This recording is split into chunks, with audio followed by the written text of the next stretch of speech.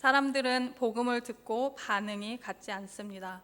같은 말씀을 듣고 같은 은혜를 경험하면서도 어떤 이는 회개하며 돌아서고 어떤 이는 끝내 마음을 닫습니다. 오늘 말씀의 앞에 있는 15절에서 주님은 아주 짧고도 강력한 명령을 주셨습니다. 15절입니다. 귀 있는 자는 들을지어다. 이것은 물리적 청력에 관한 내용이 아닙니다. 복음에 반응할 준비가 된 영적인 귀가 있느냐라는 질문이십니다. 복음이 분명히 선포되고 있음에도 듣는 모든 사람이 동일하게 반응하지 않습니다. 같은 공간에서 같은 크기로 말씀이 울려 퍼지지만 어떤 이는 믿음으로 듣고 마음이 열리고 어떤 이는 끝내 닫힌 마음으로 지나쳐 버립니다. 어떤 이는 그 말씀을 생명의 소리로 듣고 어떤 이는 소음으로 듣습니다. 한 사람은 회개로 나아가고 다른 한 사람은 끝내 무관심 속에 머무는 것입니다. 오늘 우리가 함께 읽은 마태복음 11장 후반부는 단순히 예수님의 책망이나 위로를 기록한 장면이 아니라 복음 앞에서 드러난 인간의 두 반응을 분명히 보여주는 본문입니다. 주님은 먼저 이 들을 귀를 철저히 닫아버린 도시들을 향해 탄식하십니다. 20절과 21절입니다.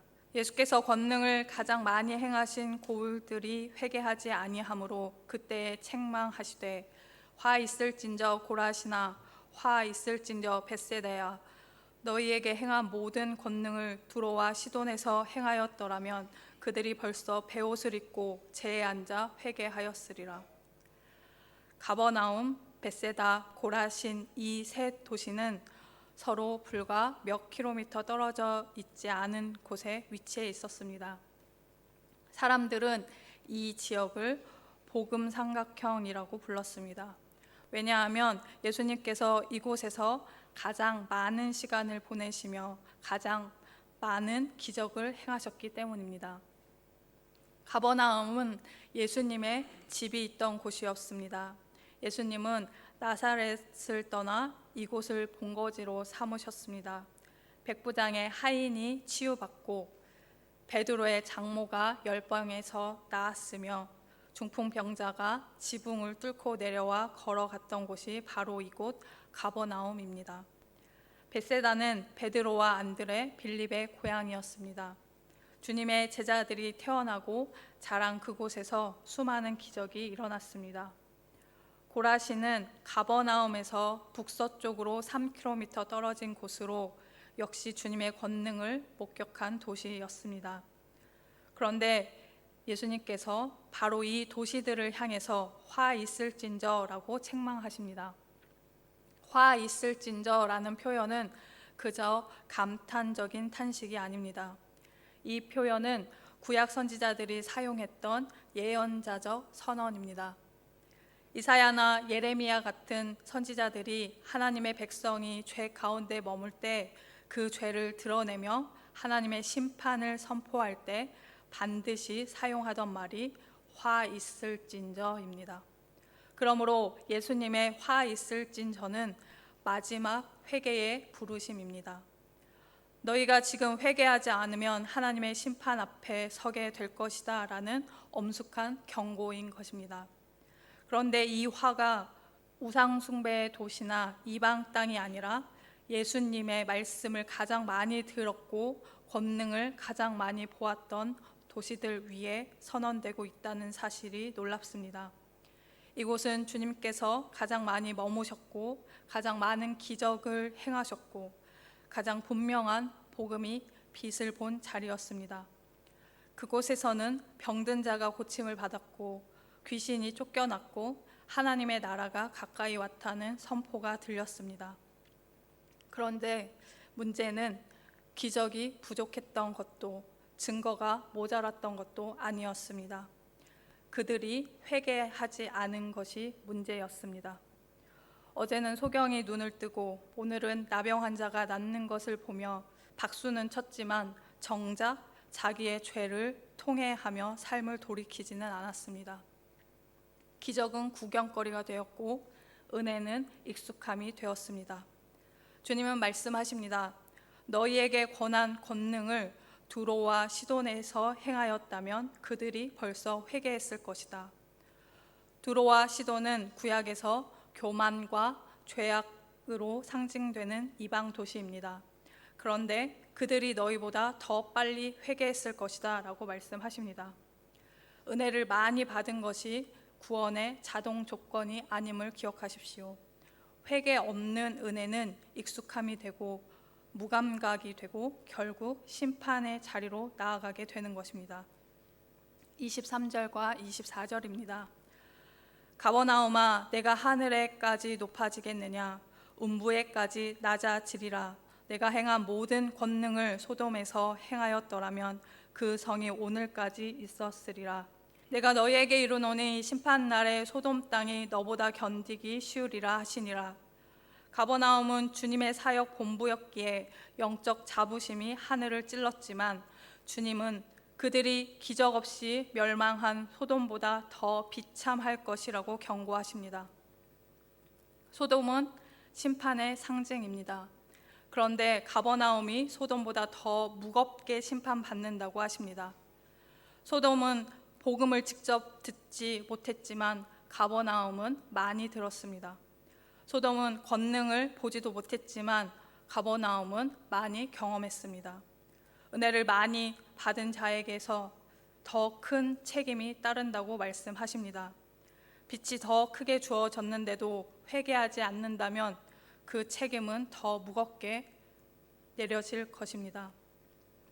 25절과 26절입니다. 그때에 예수께서 대답하여 이르시되 천지의 주제이신 아버지여, 이것을 지혜롭고 슬기 있는 자들에게는 숨기시고 어린 아이들에게는 나타내심을 감사하나이다. 옳소이다. 이렇게 된 것이 아버지의 뜻이니이다. 여기에서 주님이 말씀하신 어린 아이들은 단순히 나이가 어린 칠드런을 말하는 것이 아닙니다. 이것은 지식의 양이 아닌 마음의 태도를 나타내십니다. 지혜롭고 슬기 있는 자들은 당시 바리새인과 서기관 같은 종교 엘리트들이었습니다. 그들은 나는 이미 다 알고 있다는 교만함 때문에 눈앞에 메시아를 판단하고 분석했습니다. 반면 어린 아이들은 나는 아무것도 모릅니다. 주님 가르쳐 주셔야 합니다. 라고 고백하는 겸손한 자들이었습니다. 지적으로는 부족할지 몰라도 하나님 앞에 정직하고 단순한 사람들입니다. 그리고 이들은 사회적, 종교적으로 낮은 자들이었습니다. 역사적으로 이들은 당시 엘리트들에게 무시당하던 암하레츠라고 불렸습니다. 땅의 사람들이라고 불린 것입니다. 배우지 못한 어부, 멸시받던 세리, 소외된 가난한 자들이었습니다. 세상적인 스펙이나 율법 지식은 없었지만 그들은 주님의 말씀에 즉각적으로 반응하고 기뻐했던 들을 귀를 가진 자들이었습니다. 그리고 또 이들은 전적인 의존성을 상징했습니다. 헬라어 원어 네피오스는 말도 못하는 갓난아기라는 뜻입니다. 아기는 부모가 먹여주지 않으며 죽고 안아주지 않으면 쉴 수 없습니다.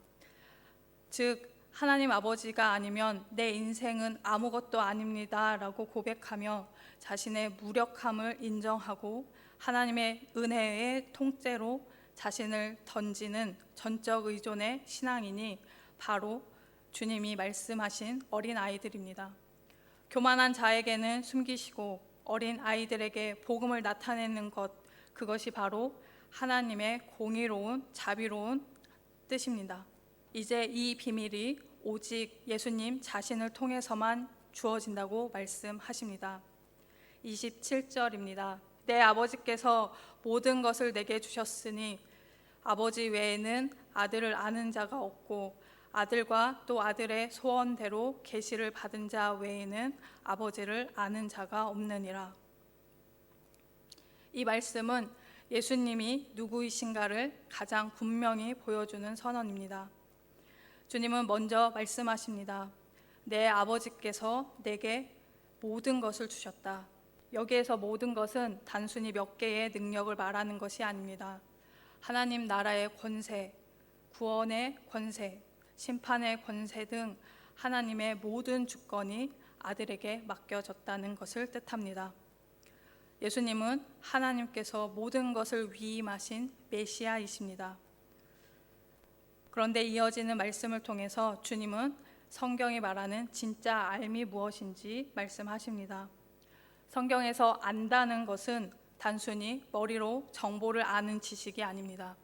그것은 부부가 서로 알듯 깊은 사랑 속에서 관계가 맺어지고 인격적으로 하나가 되는 친밀한 교제를 의미합니다.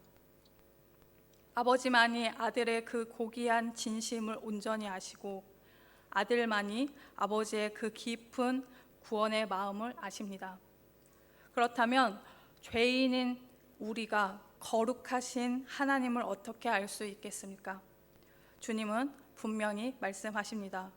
그 길은 오직 아들의 소원대로 라고 말씀하십니다. 이 말은 예수님께서 은혜로 기뻐하시며 하나님을 우리에게 드러내 주실 때에만 우리가 하나님을 알게 된다는 뜻입니다. 우리가 하나님께 나아가는 것이 아니라 예수님께서 하나님을 우리에게 열어주시는 것입니다. 예수님은 하나님께 이르는 유일한 길이시며 하나님을 보여주시는 유일한 창입니다. 사람은 스스로 하나님께 도달할 수 없습니다. 종교적 노력이나 철학적 지식으로 하나님을 알 수 없습니다. 신앙은 내가 하나님께 올라가는 사다리가 아니라 예수님께서 하나님을 보여주시는 은혜입니다. 하나님을 아는 유일한 열쇠이신 예수님이 이제 우리를 초대하십니다. 마지막으로 28절에서 30절을 보겠습니다. 수고하고 무거운 짐진 자들아 다 내게 오라. 내가 너희를 쉬게 하리라. 나는 마음이 온유하고 겸손하니 나의 멍에를 메고 내게 배우라. 그리하면 너희 마음이 쉼을 얻으리니 이는 내 멍에는 쉽고 내 짐은 가벼움이라 하시니라. 주님이 수고하고 무거운 짐진 자들을 초대하십니다. 수고한 자는 헬라어로 코피온테스라고 하는데 이 뜻은 별 소득 없이 똑똑하게 일하여 완전히 지친 사람을 뜻합니다. 그리고 무거운 짐 자는 타인에 의해 무거운 짐을 지워서 계속 짓눌려 있는 사람을 뜻합니다. 여기에서 말하는 짐은 바리새인들이 지워준 율법의 짐이며 세상의 염려와 걱정의 짐입니다. 죄책감의 짐이고 불안과 두려움의 짐입니다. 관계의 상처, 실패의 기억, 미래에 대한 불확실성, 이 모든 것이 우리를 짓누르는 짐입니다. 그런데 주님이 무거운 짐을 지은 지친 사람들에게 또 다른 멍에를 지라고 하십니다. 우리가 여기에서 알아야 할 것이 있습니다. 멍에는 혼자 지는 것이 아니라는 것입니다. 멍에는 두 마리의 소를 연결해서 함께 지게 하는 도구입니다. 팔레스타인 지역의 멍에를 보면 두 마리의 소가 나란히 서 있습니다. 그들의 목에 하나의 멍에가 씌워지면 그들은 함께 걷고 함께 일하고 함께 짐을 나눕니다. 예수님께서 나의 멍에를 메고 내게 배우라 하신 것은 예수님께서 우리와 함께 멍에를 지신다는 약속입니다. 또한 예수님이 우리와 함께 걸으시며 우리를 가르치신다는 약속입니다. 예수님이 우리와 동행하시며 우리의 짐을 함께 나누신다는 약속을 해주고 계신 것입니다. 그래서 주님의 멍에는 쉽고 그분의 짐은 가볍습니다. 예수님이 직접 우리와 함께 지시기 때문에 우리의 멍에는 우리의 인생에 가장 적합한 것입니다. 오늘 우리는 마태복음 11장의 말씀을 통해 두 종류의 인생을 보았습니다. 한쪽에는 주님의 기적을 구경만 하다가 마음이 딱딱해져 버린 가버나움의 지혜롭고 슬기 있는 자들입니다. 그들은 스스로 똑똑하다 여겼고 주님의 방식을 판단했고 그 결과로 심판을 맞이했습니다. 반대쪽에는 자신의 수고와 무거운 짐을 인정하고 주님 앞에 납작 엎드린 어린아이들입니다. 그들은 주님의 소리에 반응했고 초대에 응했습니다. 그 결과로 하늘의 안식이 주어졌습니다.